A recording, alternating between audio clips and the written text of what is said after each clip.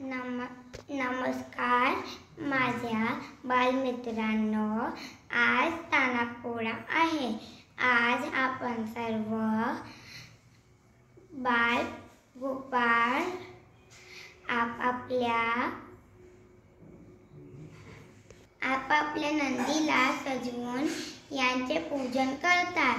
पोळा हा सण शेतकऱ्यांच्या जिवलग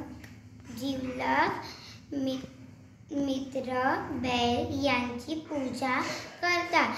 आपण सर्व बाळ गोपाळांना आपल्या घरी आल्यावर त्यांना आशीर्वाद व पूजारा द्या, हेच माझी विनंती। सर्वांना तान्हापोळाची हार्दिक शुभेच्छा।